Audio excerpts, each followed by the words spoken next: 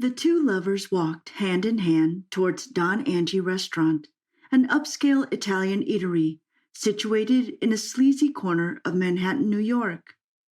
Brian wasn't a fan of Italian food, but Chloe had requested it, and whatever the pretty model wanted, she got, no questions asked. The sliding glass doors separated as they stepped on the threshold. Brian took a sweeping glance around the half-filled room and caught several pairs of eyes staring at them in admiration, particularly Chloe. He used to feel proud each time heads would turn in their direction, whenever they walked along the streets, but that feeling gradually gave way to irritation. However, his girlfriend enjoys every bit of the attention. "That spot over there would be perfect for us," Chloe said, pointing at a round table facing the entrance in the center of the room. "Sure," Brian responded. He would have preferred any of the seats at the edges, but then, whatever Chloe wants, she gets. Their orders were taken, and Brian stared at the pretty blonde sitting opposite him while they waited to be served. Her blue-brown eyes, high cheekbones, nicely set nose, and the most kissable lips he has ever seen. He thought himself lucky to have her as his girlfriend, even though he was equally handsome, 6'2", and athletically built. He loved Chloe so much and would do anything within his power to make her happy.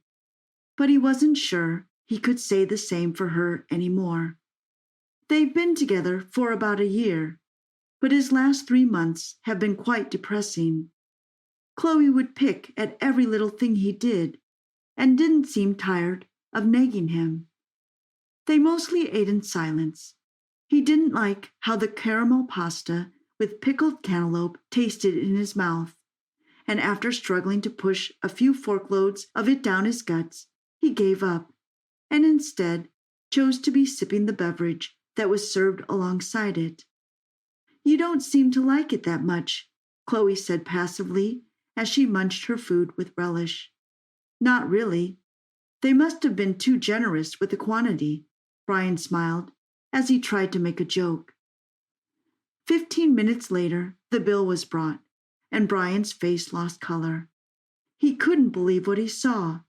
$145 for some tasteless food and beverages? "What the hell?" he said under his breath. "Excuse me?" the cashier retorted, raising her eyebrow. "Never mind," he said briefly, and brought forward his credit card. Brian heaved a sigh of relief that Chloe wasn't there with him at that moment, or else he would have come under verbal attack for causing her embarrassment. She had gone to the restroom. Then Chloe signaled him that the Uber she hailed with her app had arrived. Now that was a new one altogether. She didn't tell him about any goddamn Uber. They had come with the metro, and he was expecting they would return with the same mode of transport. More dough down the drain. Chloe sat on the single cushion in her studio apartment and crossed her legs. A cigarette was stuck tepidly in her soft, wet lips. Then she picked up her iPhone 13 Pro Max that had been ringing persistently and peered at the screen through the smoky haze. It was an unknown caller, so she touched the green spot and placed it to her left ear without saying a word. "Hello?" A deep and calm voice wafted through. "Hi," Chloe responded. "I'm Carlos. We met briefly at the sidelines during the expeditions in Las Vegas," he trailed off. "Are you back in New York?" Chloe asked casually, even though her heart was beating rapidly. "Yes. I arrived a couple of days back and would have got in touch immediately if I wasn't so enmeshed with boardroom duties," Carlos said. "That's fine," Chloe replied, the ends of her lips curling into a sensuous smile. Being on the board of a Fortune 500 conglomerate can be pretty demanding.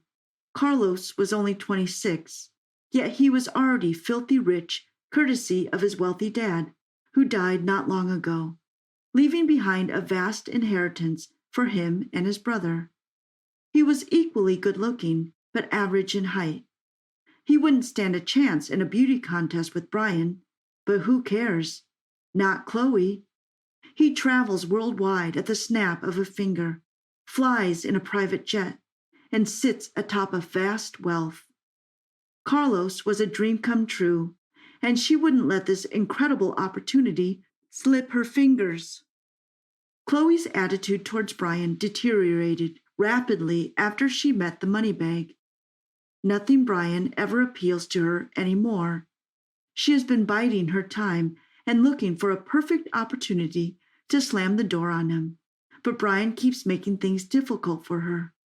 Always patient with her and never seems to get angry, even when she walks all over him on purpose. The same attributes she loves so much about Brian now irritate her.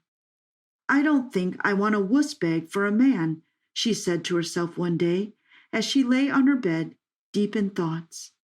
Brian is way down the food chain, as if that's not bad enough. He can't do ordinary things like buying expensive gifts or taking her to exclusive restaurants without biting his lips. And to think he owns a deadbeat car? Brian has to face it. He isn't in my league, and if he truly loves me, he shouldn't find it difficult letting me go, she stated quietly and immediately felt at peace with herself. We need to talk, she quipped resolutely. Is anything the matter? Brian asked, sensing there was trouble. Yes, this relationship is not working, and we need to go our separate ways, Chloe said. What? Is there anything I did wrong? Brian couldn't believe what he was hearing. We are not a perfect match for each other, Chloe said, and Brian felt the knife go deep into his chest. He wanted to speak, but his mouth was so dry, and he felt a lump in his throat. Doesn't it matter to you that I love you so much? Brian said with a broken heart. It's not about you, and if you love me, you'll let me go, Chloe stated with conviction. There was an awkward moment of silence as they stared at each other, but Chloe looked away and began to fiddle with her phone.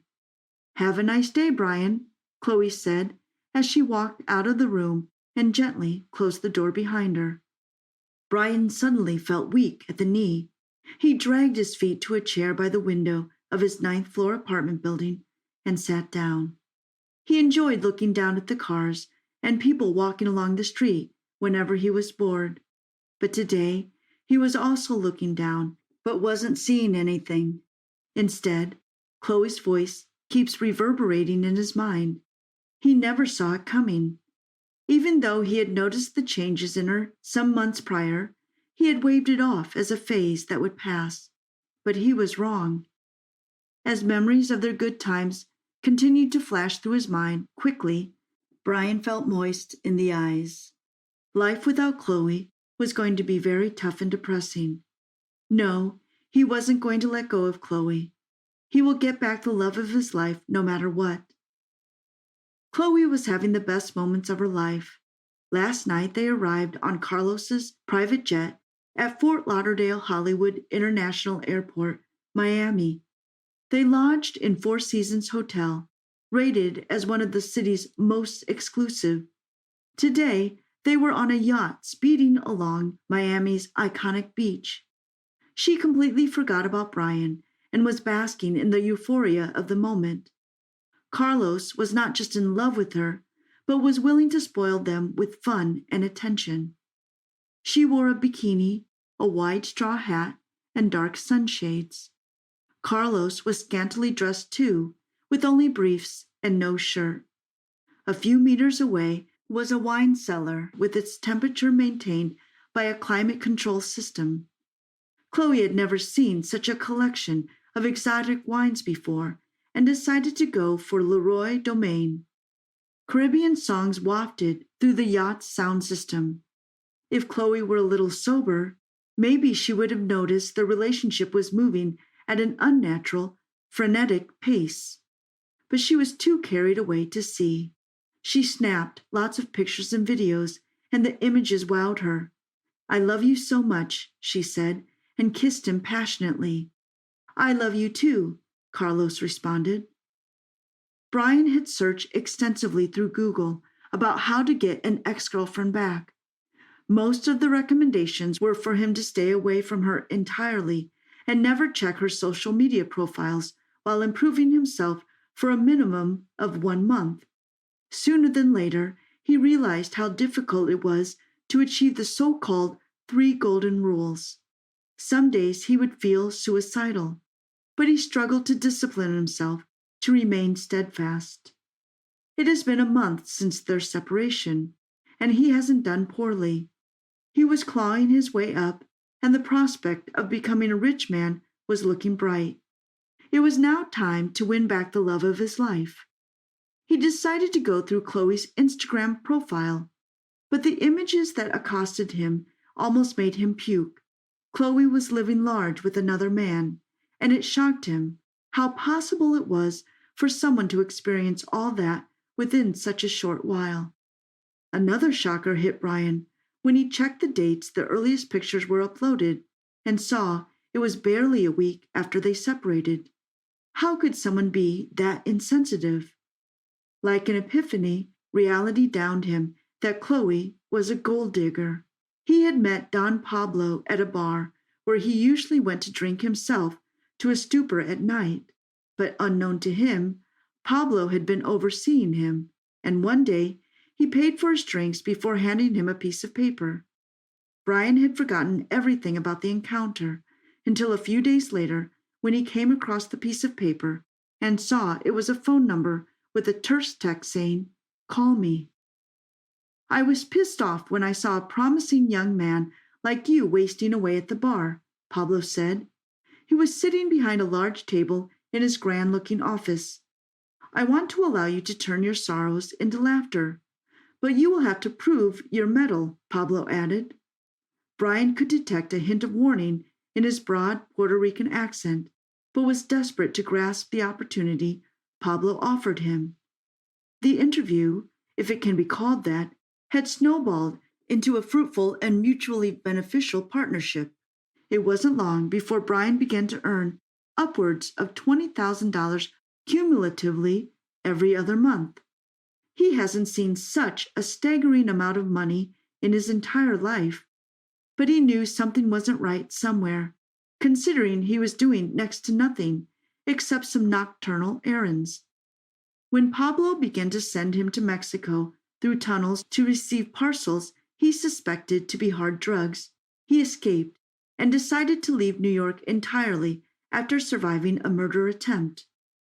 Brian was beginning to enjoy life in Washington. The relatively serene city wasn't anything like New York. It was less noisy, an ideal setting for him to start life on a new slate. Granted, he was able to save a substantial amount of money before running away from Pablo, but he was no longer desperate to get rich. Moreover, he met Cherish soon after he arrived in Washington, and she was the most adorable lady he had ever seen. She was probably not as pretty as Chloe, but her soul's beauty always melts his heart. Talking about Chloe, he heard the money bag dumped her after a couple of months. He was a playboy with a reputation for not staying with any woman for 6 months. Her name was Julie. She studied at an excellent, prestigious university. Julie and her friends often went to Cannes, Monaco, and Mallorca in Spain summer. They spent time at parties where Naomi Campbell, Irina Shayk, and other prominent personalities rested. The girls in her circle and she could afford the hotels where they party from morning to evening. They spent money without thinking about anything. They had many opportunities. They were all from wealthy families. Their parents did not spare cash for their beloved children. After such a fun vacation, they had to learn a lot. Famous and wealthy parents must have educated children. Frequent social events and news from magazines had to correspond to the statuses of their circle. At one of the college parties that the college kids were putting together, Julie met him, the different one. He didn't go to this university. He was called by someone who knew the faculty. Julie didn't expect anyone to impress her at first sight, and how could he be here? His unusual and closed nature caught her attention. Many guys tried to get to know her, but they were like everyone else in her circle. But that guy was very different from the other guys. There were no branded items on him. His bang covered his face slightly. He wasn't much of a talker, but there was something about him that immediately caught Julie's attention. He stood quietly aside and did not draw attention to himself. But not for Julie. For her, he became a center of interest. "John," he said quietly, and reached out to Julie. "Julie." She smiled back. The friends did not give much importance to their acquaintance, but a month later they were already walking hand in hand and could not take their eyes off each other. Their union was not in the spirit of all, but love was so burning that the young pair was regardless of others' opinions. They spent time together, as shown in the most romantic films. These were happy moments of their teenage life. They saw their future together. Together they dreamed a lot and had fun. Lovers enjoyed each other every day. John was from an ordinary family. His college, where he studied, had an urban planning direction. His parents worked at the factory and didn't really care about their son. He and Julie met on evenings after school. When they separated, they missed each other so much that they looked forward to an early meeting. Their love was visible from a distance. When they met, they spent time alone together. They were not bored at all together. They'd go out, talk about things, and always find something to do. Over time, their feelings began to diminish, and their different social statuses became more apparent in everyday life. As it happens, time passes and people's relationships stand still. John knew he had to act. He can't give Julie what she's so used to, that luxurious life. John dropped out of school and started working. He had less time to meet Julie. Julie didn't know what it was about because she was in a relationship. John believed that the financial component could hurt his self-esteem and he would lose his lover. John couldn't afford to live on someone else's dime. Without a good job, he couldn't live on the same level as Julie. He got an excellent job as an assistant architect. He worked a lot and stayed at work in the evenings. He had a clear goal, to achieve a good position, and he aspired to the same life as seen by his friends and Julie. She was irritated that John had less time to walk and spend with her. She tried to explain that she didn't need any of this. She was willing to live with her lover in any circumstances. John understood that it was all talk and nothing more. They couldn't have lived together for a long time in such different statuses. Living with Julie and not giving her what she was used to would sooner or later ruin their relationship. It was just a matter of time. After another year, which Julie finished perfectly, she got a call from her father. "Julie, congratulations on your successful graduation. I've arranged for you to go to further training in Paris." "But Dad, I don't want to go to Paris. My friends and John are here. I can finish my studies here," Julie said sadly. "This is not up for discussion. Either Paris or no entertainment and trips. You will live on your own with your John." Julie was still on the allowance her father threatened, or so she thought. Julie didn't want to upset her dad. She tried to finish her studies perfectly. Her father did so much for her. Her dad gave her a good education and fun and carefree childhood. In the evening, she called John to her room to talk. John did not understand why he had to go to Paris, so far and for a whole year. He didn't even have time to tell Julie about his promotion. His efforts were in vain, he thought. Julie had already decided, although it was difficult for her to tell John. She promised to come over for the holidays and said the year would pass unnoticed.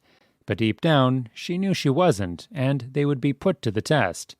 She believed then that life was easy and everything would be the same in a year. A month passed, the second after her departure to Paris. Calls between them became less frequent. Everyone had their own life. She studied and he worked. She lived for herself and her father. He lived and worked for her. Every time they talked, John would invite her over and ask her to come over at least for the weekend. But Julie never showed up, citing a bunch of cases, girlfriends' birthdays, and other excuses. She asked John to wait a little bit longer. "Soon, very soon we will meet again," she said on the phone. John understood that a year away was a test of their relationship. He trusted Julie, but it was a waste. At one of the parties, Julie had a few drinks and couldn't resist a burning brunette who was also clearly interested in her. She soon forgot about John. She felt no remorse. She thought the distance had already extinguished the feelings between them. But John did not think so. He tried and worked for Julie. A year passed. Julie came home. She couldn't hide her affair from John. She'd have a hard time living with it. She knew it. She didn't think she was cheating either. Julie's news crushed John. All his efforts were not in vain. His goal was more important than the girls, meeting with friends. He loved Julie very much and tried to please her. He became the head architect and was able to open his firm. This was a good lesson for John. It wasn't long ago. Julie was on a plane with her father. She had a seizure and cramps. She only remembered waking up in a room with her head bandaged. The attack was based on a developing tumor that caught essential parts of the brain. The plane was urgently grounded, and Julie was hospitalized in the hospital. She did not remember any of this. She was taken to the operating table unconscious. There was an operation for many hours without bringing her to her senses. Everyone was there except John. It's been a long time since John's met the girl who fell in love with him. Perhaps she did not love him if he were that student from the past who had nothing. Now he has become a prosperous architect. He had his own design office. Soon, he and his girlfriend had a great wedding and a beautiful girl. John and his family moved into a big country house that he bought for his family. Meanwhile, Julie was having a hard time. All the parties went to zero. Friends visit her, but she didn't need to. Her life was filled with treatment, hospital beds, and medication. She fought for her life every day. Because of her illness, her hair fell out. She had to get a wig. She became shy about her appearance. She lost a lot of weight. She could not help but look into the mirror. Now, she could only dream of dating boys. It was hard for her to tell anyone about her illness and fate, especially John, how she lacked his support. But she couldn't even call. After all, she did such a bad thing to him then. She had a bad relationship with her father because Julie decided to freeze her egg. She made this decision herself and lay on the operating table. Her father was outraged and displeased with her father's rash actions. Julie was being treated with powerful drugs that killed her chances of staying pregnant. The egg was stored in a particular medical bank, the storage of which had to be paid every year. She hoped for a happy future. She wanted to marry and have a child someday. Sometimes she was called and asked to sell an egg to a same-sex family. Of course, she would not accept such offers. Julie hoped and dreamed of a child. She followed John's life through social media. Her life stopped at those student years before the accident, while John's life was evolving daily. His life was like the one they dreamed of together. They wanted a girl to call Mary. Everything remained in Julie's memories. As the years passed, Julie was left alone.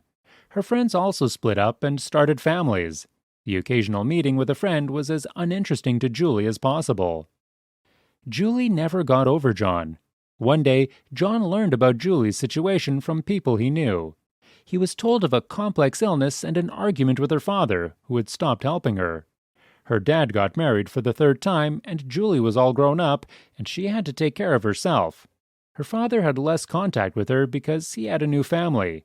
Julie bought a small apartment with Dad's money to live independently and earn her own money. It was the last gift from him. She did not have enough money to furnish the living room. Young people were interested in her, but the relationship did not last long. Julie, who was at university, had a lot of issues. She couldn't find anything in the boys that had ever hooked her in John. His humility, dedication, care, confidence, and dissimilarity were her captives of her. Such qualities were not present in any of them. No one could give her the feelings she felt with John, and she no longer felt like a young, beautiful, and promising girl. But one day, she got a doorbell. It was a furniture store messenger. She brought everything that could be arranged in the apartment. Tables, chairs, bed, headset. Everything was quality and expensive. Julie couldn't afford such furniture. She didn't know who it was from, but she could only guess. It's a gift from John, she thought. There was no note, not a single call from John. He did well despite Julie's actions in the past.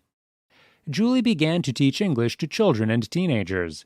It turned out that the study the father hoped for was unsuitable for his daughter's interests, and it was hard to get settled with such a specialty. Her salary was enough for food and household supplies. She could no longer afford the luxurious life she used to have. There was no time for such a life either. She had to pay the bills and gas and support herself. She had enough problems. There was no help from whom to expect. Every day, Julie would return to her apartment in the evenings, where no one was expecting her. Soon, Julie met one man and married him. They never had children. He loved her, and that was enough for her. It was a modest and quiet life without John. It was as if they had switched places with John. That wasn't, though. Julie had lost everything she had. Oh, if I had stayed then, she thought. But to return the time was impossible, and to regret what had been done was also wrong. She could not forget John. His life was happy and prosperous, unlike Julie's everyday life. If John hadn't met her, things might not have worked out so well for him. Was John happy? She could only guess. The stimulus and the goal always amaze the works, and the excellent result. Two fates, and so different. Someone rises, and someone has to fall. But the main thing is not to crash, but to get up and continue your way. In life, there are ups and downs. They only make you stronger and give you a chance to start over. Sometimes, decisions can turn your life around in ways you didn't expect. So, before you make a decision, evaluate the situation and think twice. You can offend someone close to you. You can break yourself or another's life. You don't have to jump to conclusions. Don't do what others want. Do what you want. Listen to yourself first. No one will live life for you. You make the rules for yourself. A ray of sunshine broke through a small gap between the gray curtains and blinded Mary. She hadn't slept in a long time because her stepfather came home late from work, and, as usual, he lectured his mother for a long time. Mary never understood why her mother chose to marry this ugly and intrusive man, and she had 4 children with him, her younger sisters and brothers. Her mother was a kind and gentle woman, but very soft, and she could not resist her husband. All Mary knew about her father was that he was the first love of a very young Jessica, and left the day she found out Jessica was pregnant. Mary didn't want to get up because she didn't sleep and had to work all day. After graduating high school, her stepfather put her in the store as an assistant. Mary liked to study, but Harry Thompson did not want to pay for her further education. The girl dreamed of becoming a designer. She painted well that even school teachers often sent her work to competitions. On the shelf among the school notebooks and books, Mary had letters of thanks that she was very proud of. Her mother quietly went into her daughter's room and practically gestured that she needed to get up. Mary dressed, cleaned herself up, and caught a glimpse of her weariness and lack of sleep. Avoiding her stepfather, she burrowed into the kitchen, swallowed a sandwich, said goodbye to her mother, and left the apartment. The street was sunny and quite warm, despite September. The shop in which she worked was a 30-minute walk away. Mary took her time because she had a decent time. She strolled, thinking about everything, when suddenly she remembered that she had left her phone at home. She didn't want to come back, but she needed the phone too because, in between jobs, she managed to listen to a free intensive course for aspiring designers. Yet, deep down, Mary never gave up her dream of becoming a designer, so she decided to come back. The girl walked back so quickly that she ran into a young man who had just muttered in response to Mary's apology. Out of breath, she called the apartment, whose door could not open for a long time. Her stepfather was already asleep. Her mother was gathering the children for school. Mary grabbed the phone and ran to work. Mr. Alford, the clothing and shoe store owner, took a hard look at the late Mary, but said nothing. The girl slipped into the staff room and quickly changed her clothes. Her task was to keep the store clean and help the sellers. The store was on a busy street, so there were many visitors, and Mary ran between the clothing and shoe counters from morning to evening. So she came across one of her clients and thought she'd seen this man somewhere before. It was a young guy from the street who she ran into in a hurry and who seemed to recognize her too. He smiled and said, "Hey, can you stop knocking me down?" Mary was very embarrassed and blushed, but she didn't say anything. It must be noted that she was always embarrassed when young people paid attention to her, although she was beautiful. Blue eyes, white skin, and a proper nose gave her face a nice look. But she didn't even dare look at the young man and went to the other side of the hall. What a surprise it was when, after work, she saw that guy again at the door. Now he was embarrassed and barely heard him say, "I'm sorry, but can I walk you home?" Mary was embarrassed again and said nothing, heading towards the house. The young man followed her. Don't think about it. I have no evil thoughts. I just liked you very much. I was afraid you would leave, so I waited for you. My name is Ryan. What's your name again?" Mary knew it was wrong to meet on the street, but she gave her name without knowing why. That was the beginning of their acquaintance. Ryan was now waiting for Mary the evening after work, and they went for a walk through the darkening streets. Mary learned that Ryan worked for a management company and that he was the only son in the family. The young people soon became mutually sympathetic. For Mary, their meetings were an outlet where she could take her mind off family matters. She was already dreaming of leaving her home, where there was little room for her because of her stepfather. They could talk about anything with Ryan, and they seemed to understand each other with half a word.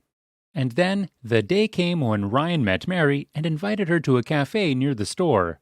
As soon as they sat down at the table, he made a small order and looked at Mary very significantly as soon as the waiter left. The girl was surprised, but did not say anything. "Dear Mary, you and I have known each other for 3 months. That's not enough to get to know each other. I love you." Mary blushed. Tears came out, and through them she whispered, "Me too."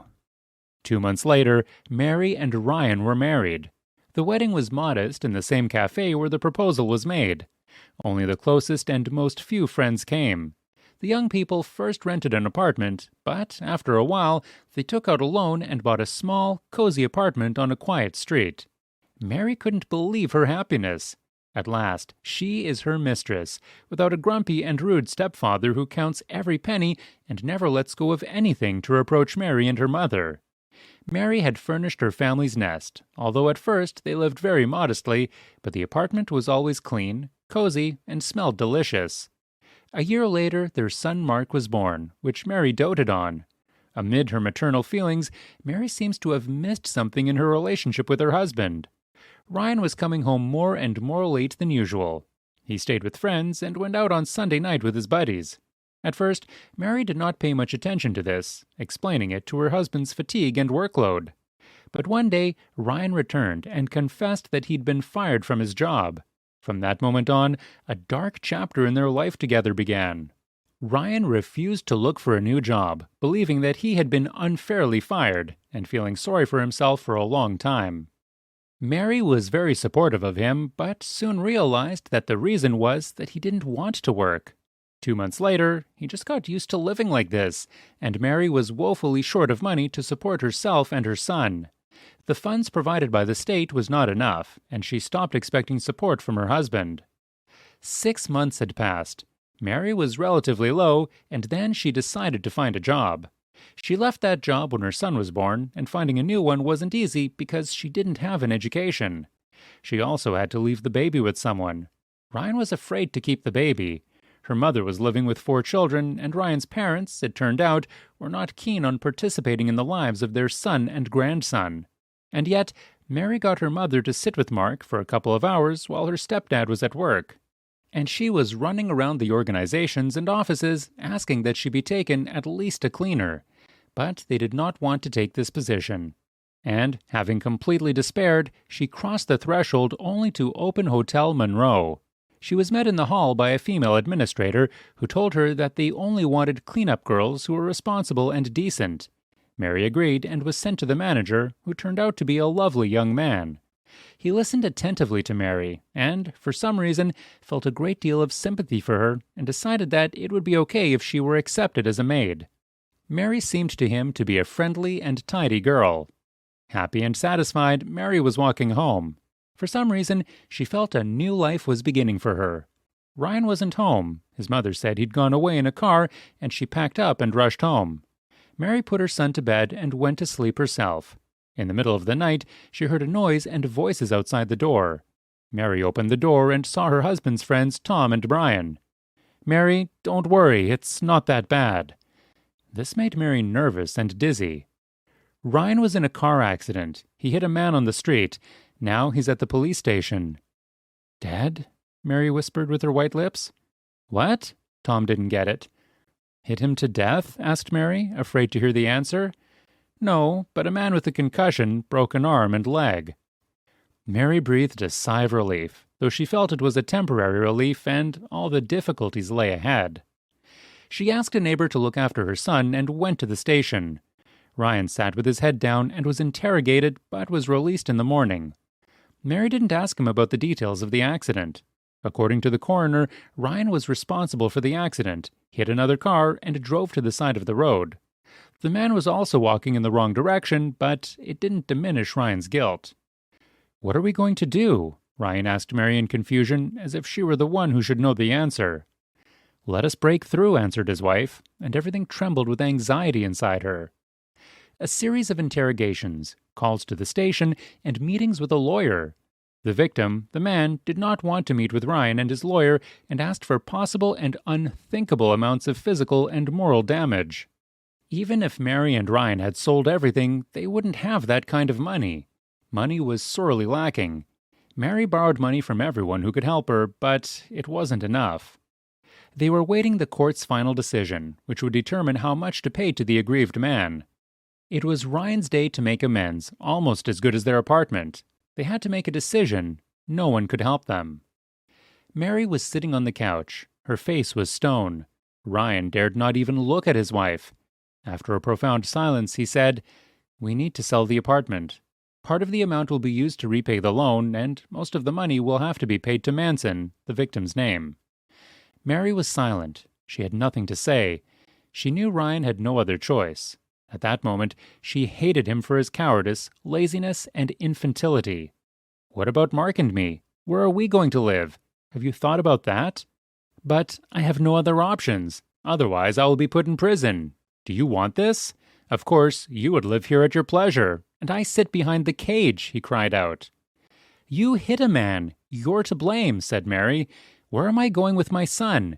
We have no savings, only debts." Mary went into the kitchen and cried. She seemed more miserable and miserable than ever. And Mark, her poor child, will wander in search of a home. But very soon Mary came to her senses. She was always strong, and she will not give up now. "Okay, sell the apartment. Only I have a condition. I am filing for divorce. I will not live with a man who has traded family for friends and poker. You refused to work when I was running around town begging for a job, and you were driving around the city with your buddies. I feel condemned and my son to poverty." Ryan stared at Mary with disbelief. A month later, they divorced in court. Ryan sold the apartment, paid a fine, and disappeared. Mary was left with her son in her arms on the street. Her mother felt sorry for her and called her home, but as soon as her stepfather saw Mary and Mark at home, he said, "You stay here tonight, and tomorrow you'll be gone. I don't need more mouths in this house." All night Mary did not sleep, and in the morning left Mark with her mother and went to work in Monroe. Without looking at anyone, she went to the manager's office and knocked on the door. "Yes, come in," said a familiar voice. "Mr. Castle, I have a challenging situation. I have no place to live with my son. If you let me and my child stay temporarily in the hotel, I can work overtime. Then I will solve the housing issue." Mr. Castle listened very carefully to Mary, and she cried. She had not called since that episode in the kitchen. She held on as best she could. "I'm sorry, it's my nerves." "Well, Mrs. Brooke, I'll make sure you have a room." Mary left with confidence. At least for a while, they will have a roof over their head, and there she will get out. The next day, Mary moved into a small room, which was a staff room. There was one big bed, a table, and a wardrobe. Nothing else could fit there, but Mary was pleased about that too. She was helped by sympathetic maids who looked after her son. A month had passed. One day she had a phone call. It was Ryan. He was drunk and demanded to see his son. He promised to sue for a time to see him. Mary's attempts to talk him out of it didn't help. "If you don't want to give me your son, then pay me the money," he shouted. Mary knew her son didn't want to see his father, so she said, "Okay, I'll only pay you if you disappear from our lives." "I promise," said the ex-husband. Mary hung up and wondered where she would get the money to pay off her hateful ex-husband. Mr. Castle, she thought. Mary realized it was risky to use the manager's kindness, but there was no way out. She decided to ask him for money and get away from Ryan forever. At that moment, someone knocked on their room door. "Come in," said Mary, in surprise, and even more surprised to see Mr. Castle at the door. What a coincidence, she thought. I was passing by and thought I'd see how you were settling in, said the manager calmly. Thank you. Well, thanks to you, said Mary, embarrassed. You don't need anything, Mr. Brooke? No, we have everything. Why do you look worried? Yes, it is echoes of the past. The ex-husband asks for money, so he does not demand to see his son, and I do not want him to have his influence on him. It was in Mary's mind to ask about the money, but she didn't say anything, and the manager probably didn't think it was polite to ask her if she had any money. He glanced at the wall above the bed and saw a collage of superheroes on the wall. Mary was drawing this so that her son wouldn't be so bored. Mary caught his eye. Mr. Castle, if it's too much, I'll wipe it all down. The paint's off easy. No, it's wonderful. After another minute, the manager said goodbye and left. The next day, after cleaning the rooms, Mary hurried down the hall to her room, when suddenly she was called and told that the manager was waiting for her in the office. Mary was alarmed, thinking it was about the painted wall. She entered the manager's office. Her fears were partially justified, but that's not what Mr. Castle was saying. Mrs. Brooke, I appreciate your artistic ability and would like to suggest that you do the same with the wall in the children's playroom on the second floor of our hotel. Of course, the payment will be different than the one you received as a maid. Do you agree? Mr. Castle, but I have absolutely no artistic training and I'm not sure. Mrs. Brooke, do you agree or not? Yes, said Mary. For a whole week, Mary had been testing her art muse, and by the admission of many, everything worked out perfectly. The children's room became lively and colorful thanks to Mary's drawings. Her work was well paid for, and she paid off her husband, who called her almost every day. Having seen Mary's talent, the manager offered her a place as a decorator at the hotel. Mary agreed because it was her dream to become a designer. It was hard to start, but she could do it. She worked even at night. She was learning in parallel. Mark grew up. Mary took him to kindergarten. They left the hotel room when they were better off with the money. Mary rented an apartment near her mother so she could come to her daughter comfortably. Thus, day after day, difficult times and painful memories faded into the past. Now, every day was bright for Mary. Happiness with its warm rays touched her face. Good things were beginning in her life and continued. Soon, she went from Mrs. Brooke to Mrs. Castle, but that's a different story.